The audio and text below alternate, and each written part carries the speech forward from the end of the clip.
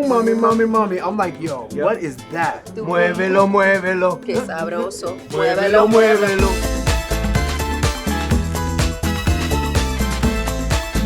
All right, the party's here. We're backstage at the iHeart Fiesta Latina, live in the neighborhood, presented by State Farm.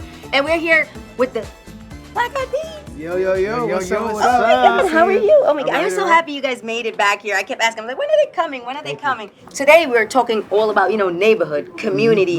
And I know how important your neighborhood is as far as like shaping who you are presently and who you were as artists. I was watching one of your interviews and you were talking about Cholo culture and where you grew up. And, I was like, I didn't know anything about Will's, background when it came to like his neighborhood. Can you share with our listeners and our watchers as far as like where you grew up, your neighborhood? So I grew up in Boyle Heights. Taboo grew up in East LA, Rosemead area.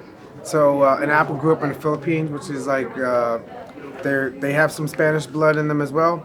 So I grew up in an all-Mexican neighborhood. Which was beautiful. Give it to me. Matter of fact, yesterday we played the halftime show of a rivalry that's been happening since the 20s. Yeah. Taboo's mom went to Garfield, my mom went to Roosevelt, and I represent like Boyle Heights through and through, Pura Vida, for my whole life. I have a school there.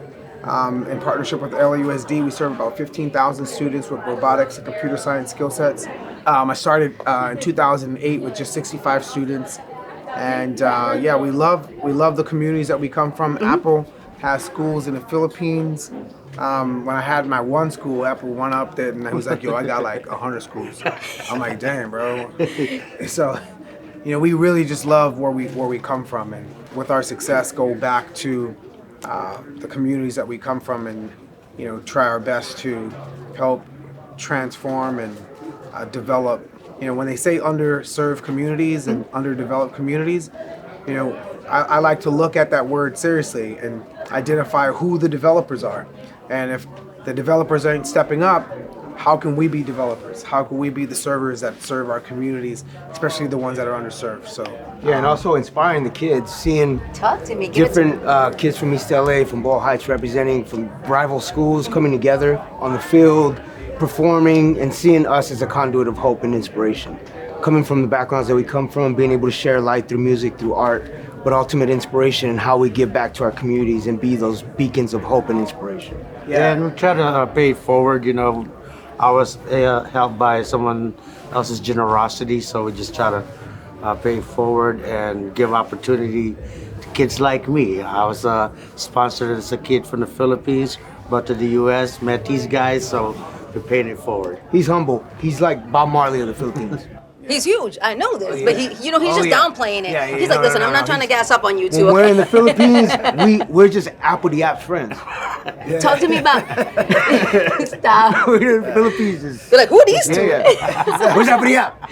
We're like, well, what about us? They sing with me. so it's like, if I ever have to go to the hospital or the doctor and stuff, I throw Apple's name because like most of the nurses. And right away, they like bring him through the back door? Yeah, most of the nurses are like Filipino. I'm like, yo, I'm Apple the App. I sing with Apple the App. Give me special service and stuff. Facts. Apple the App's the dude, Shout out to all the nurses out there. Now, were you neighbors? Like, did you live close to each other? Or, I know it's the same neighborhood, but... I met Apple when I was 14. Okay. We met Taboo when we were 17 years old. And we had a little crew. And that crew turned into what we now have as the Black Eyed Peas, just childhood friends. It was hip hop culture, Brought you together. breaking, MCing. It unites black and brown, Yeah, that's a fact. and it was beautiful because we were all from the city of Los Angeles, but when we came together, it was uniting all different nationalities in the essence of hip hop culture. And what's awesome is like, you couldn't have hip hop without Jamaica. You couldn't have hip hop without Puerto Rico. You couldn't have hip hop without like New York. And New York. what that combination has done to like spread across the whole entire world. So big ups to Crazy Legs, and big up to like Kool Herc. Big up to African Bambaataa. Thank you guys These so are much. pioneers. Yes, I'm a New Yorker myself, so it's like that hits home. I'm a hip hop head and a pioneer, so all that stuff hits home to me. Congratulations to Tribe Called Quest. Yes. Inducted. Salute. And thank you, R.I.P. 5 Dog. thank you, even Panama. Thank you, El General, for. Oh, but of course. Boom, Are we boom, gonna mami, go mami. there? We're gonna go there. We're gonna I'm talk just about El saying. General. Yes. When's the first time you heard El General? Yeah, I remember hearing him for the first time. Boom, mommy, mommy, mommy. I'm like, yo, what is that? Muévelo, muévelo. Que sabroso. Muévelo, muévelo. Como lo hace. There you go. That's the song right there. You know what I mean? That song, if that song never existed, maybe reggaeton wouldn't be what it is right now. It's a pioneer. I always say it. That's the first time I ever felt that vibe. I'm not gonna say anybody else. You know. Big shout out all the legends, but doubt. El General is the man when it comes to it. Now I want to thank you guys, for coming through. You're closing out the show. I'm gonna wrap it up here because I want to make sure I catch the vibe with you guys because I know how you put it down and you guys are amazing. Thank you so much. Thank you so much. Nice Appreciate meeting you. it.